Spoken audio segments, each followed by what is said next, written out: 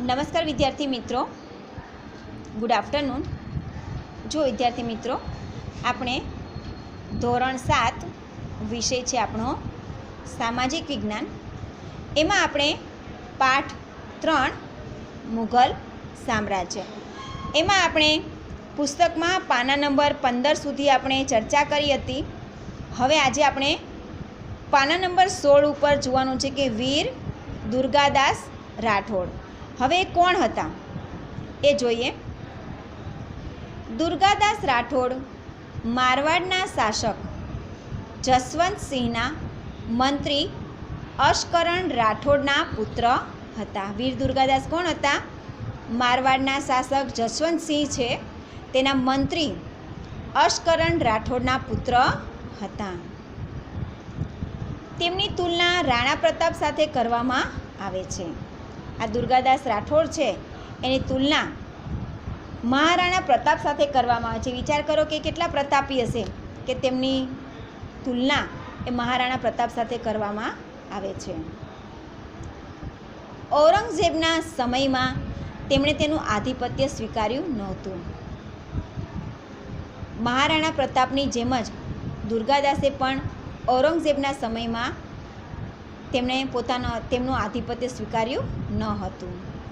ત્યારબાદ આવે છે આપણે છત્રપતિ શિવાજી। દરેક શિવાજીને તો જાણો જ છો। ભારતના મહાનતમ રાજાઓમાં સ્થાન પામનાર છત્રપતિ શિવાજી મરાઠા સામ્રાજ્યના સ્થાપક હતા। ભારતના જે મહાનતમ રાજાઓ છે આ રાજાઓમાં સ્થાન પામનાર છે છત્રપતિ શિવાજી, કે આજે પણ આપણે તેને યાદ કરીએ છીએ। મહાન રાજાઓમાં સ્થાન પામનાર છે આ શિવાજી રાજા, અને તે મરાઠા સામ્રાજ્યના સ્થાપક હતા। ઈસવીસન 1627માં તેમનો જન્મ શિવનેરી, મહારાષ્ટ્રમાં આવેલ શિવનેરીમાં થયો હતો। માતા જીજાબાઈ અને પિતા શાહજીના સંતાન શિવાજીના જીવન પર તેમના સમર્થ ગુરુ સમર્થ રામદાસ અને દાદા કોંડદેવનો વ્યાપક પ્રભાવ હતો। છત્રપતિ શિવાજીના જીવનમાં પહેલાં તેનો જન્મ જોઈ લો કે ઈસવીસન 1627માં શિવનેરીમાં થયો હતો। માતાનું નામ શું હતું? જીજાબાઈ, અને પિતાનું નામ હતું શાહજી। તેમના જીવનમાં કોનો વ્યાપક પ્રભાવ હતો? તો તેમના ગુરુ સમર્થ રામદાસ અને દાદા કોંડદેવ। બરાબર? જો તેમના ગુરુ કોણ છે? સમર્થ રામદાસ અને દાદા કોંડદેવનો વ્યાપક પ્રભાવ હતો। બરાબર છે? આ લીટી કરી દેજો અંદર, બરાબર? અંડરલાઈન। આ છત્રપતિ શિવાજીના જીવનમાં તેમના ગુરુ જે હતા કે સમર્થ રામદાસ અને દાદા કોંડદેવ, એનો ખૂબ એવો મોટો ફાળો હતો। તેમણે નાની જાગીરમાંથી મહાન મરાઠા રાજ્યનો વિસ્તાર કરવા, તેમની નાની એવી જાગીર હતી, આ જાગીરમાંથી એક મહાન મરાઠા રાજ્યનો વિસ્તાર કરવા માટે તેમણે 40થી પણ વધારે કિલ્લા જીત્યા હતા। છત્રપતિ શિવાજીએ પોતાની નાની એવી જાગીરમાંથી મોટો મરાઠા રાજ્યનો વિસ્તાર કરવા માટે 40થી પણ વધારે તેમણે કિલ્લાઓ જીત્યા હતા। મુઘલ બાદશાહ ઔરંગઝેબ અને બીજાપુર સાથે તેમણે લાંબો સમય સંઘર્ષ કરી અને વિજય પ્રાપ્ત કર્યો હતો। બીજાપુર જે છે આ મુઘલ બાદશાહ ઔરંગઝેબ અને બીજાપુર સાથે ઘણા સમય સુધી તેમણે સંઘર્ષ શરૂ રાખ્યો હતો, અને ઘણા સમયના સંઘર્ષ બાદ તેમણે પોતે વિજય પ્રાપ્ત કર્યો હતો। ઈસવીસન 1665માં મુઘલ સમ્રાટ સાથે તેમની હાર થતાં તેમની સાથે સંધિ કરી હતી। ઈસવીસન 1665માં મુઘલ સમ્રાટ સાથે યુદ્ધમાં તેમની હાર થઈ અને તેમની સાથે સંધિ કરી। ઔરંગઝેબે તેમને જેલમાં પણ પૂર્યા હતા। છત્રપતિ શિવાજી છે એ છત્રપતિ શિવાજીને ઔરંગઝેબે જેલમાં પણ પૂર્યા હતા, પરંતુ ચાલાકીથી છટકી જઈ ફરી વખત તેમણે મોરચો માંડી વિજય કર્યો. આ ઔરંગઝેબે તેમને જેલમાં પણ પૂર્યા હતા, પરંતુ ત્યાંથી શિવાજી પોતે છટકી જઈ અને ફરી વખત તેણે મોરચો માંડી એટલે કે યુદ્ધ માટે તૈયાર થયા અને વિજય પ્રાપ્ત કર્યો. ઈસવીસન 1674માં રાજગઢમાં તેમનો રાજ્યાભિષેક થયો હતો અને તે હિન્દુ સમ્રાટ તરીકે ખ્યાતિ પામ્યા. જો આ રહ્યો છત્રપતિ શિવાજીનો રાજ્યાભિષેકનો ફોટો, બરાબર. જો આ રહ્યો આ છત્રપતિ શિવાજીનો રાજ્યાભિષેકનો ફોટો છે, બરાબર. તો આ રીતે ઈસવીસન 1764માં રાજગઢમાં તેમનો રાજ્યાભિષેક થયો હતો અને તે હિન્દુ સમ્રાટ તરીકે ખ્યાતિ પામ્યા.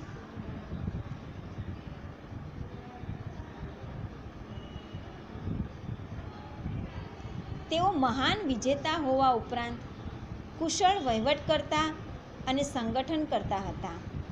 તેઓ મહાન વિજેતા તો હતા, ઉપરાંત એક કુશળ વહીવટકર્તા અને સંગઠનકર્તા પણ હતા.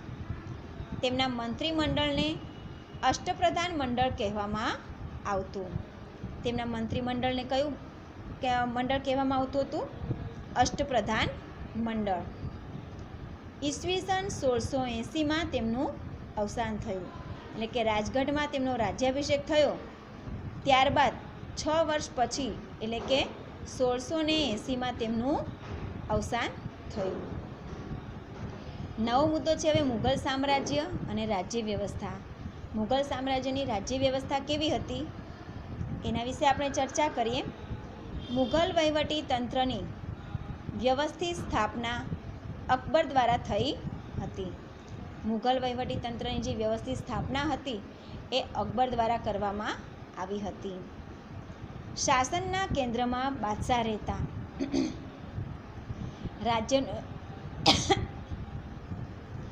રાજ્યનું જે શાસન કરવાનું હોય એ શાસનના કેન્દ્રમાં બાદશાહ ખુદ પોતે રહેતા અને તેમને સલાહ આપવા એક મંત્રી પરિષદ હતી.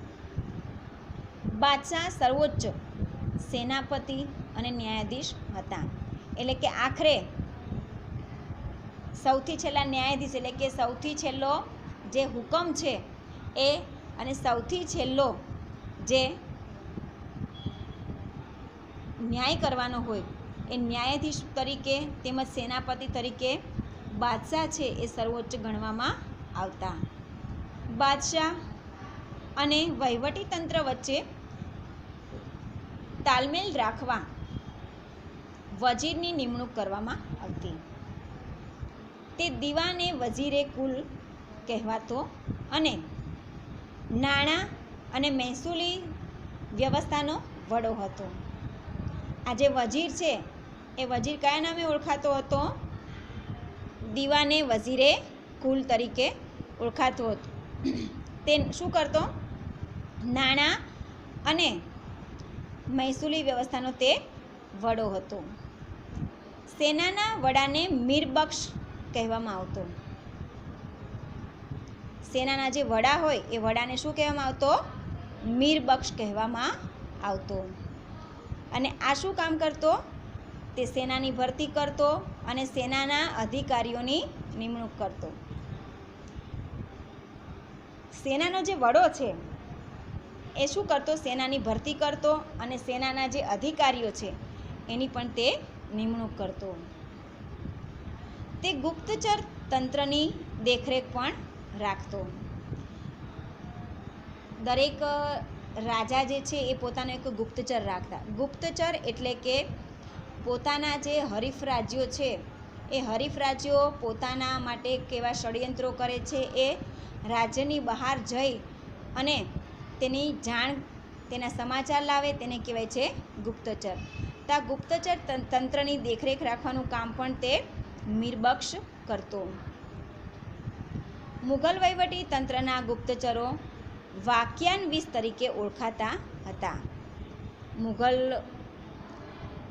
વહીવટી તંત્ર જે છે એના ગુપ્તચરો છે કયા નામે ઓળખાતા હતા? વાક્યાન્વીસ. વાક્યાન્વીસ તરીકે ઓળખાતા હતા. જેની નીચે અંડરલાઇન કરું ને એમાં તમે પ્રશ્ન તરીકે પૂછાય છે, બરાબર, એટલા માટે મેં કરી છે. સમ્રાટની અંગત જરૂરિયાતોનું ધ્યાન રાખવા મીર એ સમાન નામનો વિભાગ હતો. સમ્રાટની જે અંગત જરૂરિયાતો હોય એનું ધ્યાન રાખવા માટે કોણ હતો? મીર એ સામાન. જે સરકારી કારખાનાઓનો વડો હતો. ન્યાય વ્યવસ્થાનો પણ વડો એ કાઝી હતો. ન્યાય વ્યવસ્થાનો જે વડો હોય એને શું કહેવાતો હતો? કાઝી કહેવાતો. પછી છે મહેસૂલી વ્યવસ્થા, એ જોઈએ આપણે. અકબરે ભારતમાં એક નવી જ મહેસૂલી વ્યવસ્થાનો આરંભ કર્યો. અકબરના સમયમાં તેણે મહેસૂલની એક નવી વ્યવસ્થાનો આરંભ કર્યો હતો, જેને મનસબદારી વ્યવસ્થા તરીકે ઓળખવામાં આવે છે. અહીંયા પણ ધ્યાન રાખજો કે અકબરે જે નવી મહેસૂલી વ્યવસ્થાનો આરંભ કર્યો તેને કયા નામે ઓળખવામાં આવે છે? મનસબદારી વ્યવસ્થા તરીકે ઓળખવામાં આવે છે. મહેસૂલનો દર વાર્ષિક ઉપજના 1/3 ભાગ જેટલો હતો. આ મહેસૂલનો દર કેટલો હતો? કે વાર્ષિક ઉપજ એટલે કે 1 વર્ષની જેટલી ઉપજ હોય એનો 3જો ભાગ એ તેમણે રાજકોષમાં જમા કરાવવો પડે. અકબરની મહેસૂલી વ્યવસ્થાનો સ્થાપક હતો ટોડરમલ. આ ટોડરમલ જે છે અકબરની મહેસૂલી વ્યવસ્થાનો સ્થાપક કોણ હતો? ટોડરમલ, બરાબર. મનસબદારી પદ્ધતિ સેના અને મહેસૂલ એમ બંને સાથે સંકળાયેલી હતી. મનસબ એટલે જાગીર અને મનસબદાર એ જાગીરનો વડો એટલે કે અધિકારી ગણાતો. મનસબ એટલે શું થાય? જાગીર. અને આ જાગીરનો જે વડો હોય એને કહેવાય છે મનસબદાર. સમજાણું તમને?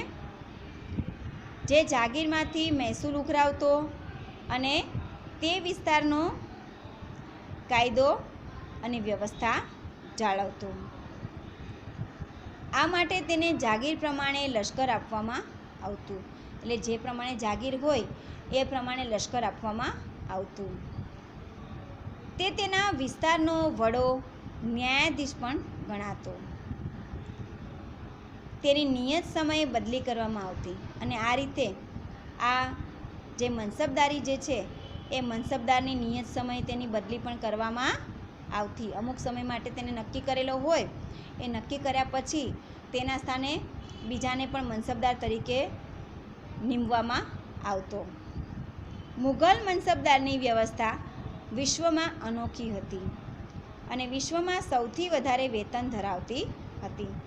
આ મુઘલ મનસબદારની જે વ્યવસ્થા છે એ વિશ્વમાં બધા કરતાં અલગ હતી અને તેની વેતન જે સૌથી વધારે વેતન ધરાવતી પણ હતી.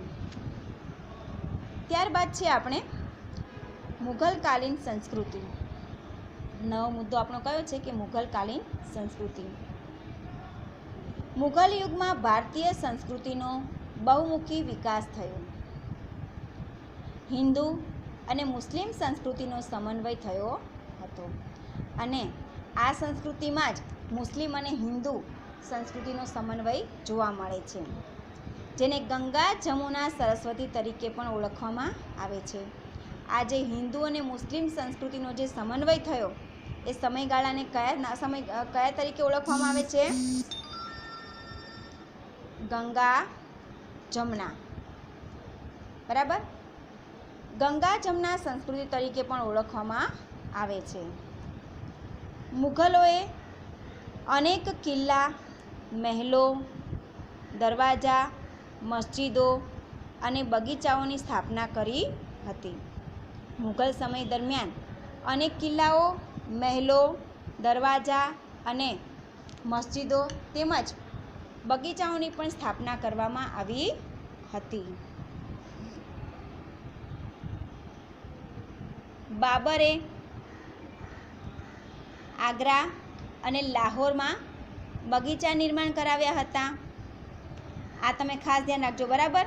એ સમયના જે કયા જે મુઘલ શાસકે જેઓ તેમણે સ્થાપના કરી હતી ને બધાએ, બરાબર યાદ રાખજો, આવી રીતના કરી રાખજો.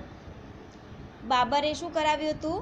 બાબરે આગ્રા અને લાહોરમાં બગીચા નિર્માણ કરાવ્યા હતા. ત્યારબાદ શેરશાહે સાસારામમાં મકબરો અને દિલ્હીમાં મસ્જિદ બંધાવી હતી. અકબરે આગ્રાનો કિલ્લો બંધાવ્યો હતો અને આગ્રાથી 36 કિલોમીટર દૂર ફતેપુર સિકરીમાં વિશિષ્ટ બાંધકામો કરાવ્યા હતા, જેમાં ગુજરાત વિજયની યાદમાં બંધાવેલ બુલંદ દરવાજા, સલીમ ચિશ્તીની દરગાહ, મસ્જિદ અને પંચમહાલનો સમાવેશ થાય છે. ગુજરાતમાં અકબરે જે વિજયની યાદમાં ગુજરાત વિજયની યાદમાં તેમણે બુલંદ દરવાજા, સલીમ ચિશ્તીની દરગાહ, મસ્જિદ અને પંચમહાલનો સમાવેશ થાય છે તેના બાંધકામમાં. ત્યારબાદ આવે છે જહાંગીર.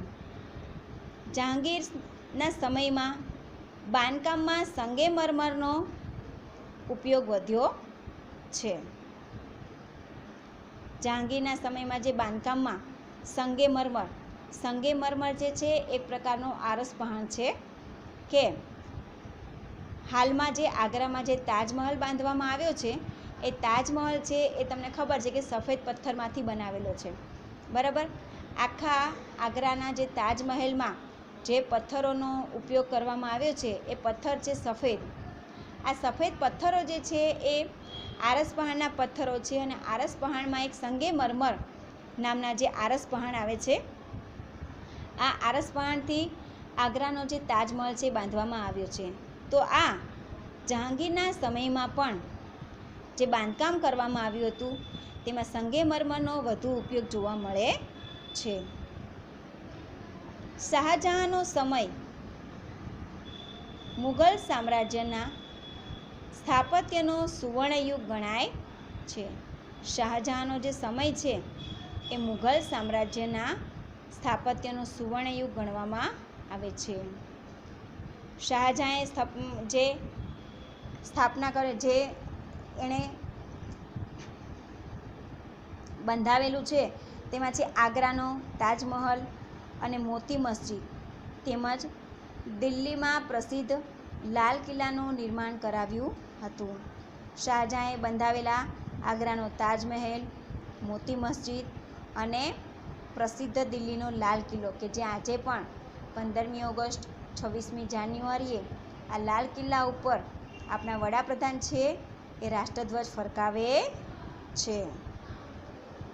તેમજ ઔરંગઝેબે પોતાની પત્નીની યાદમાં ઔરંગાબાદમાં રબિયા ઉદ દૌરાનનો મકબરો બનાવ્યો હતો.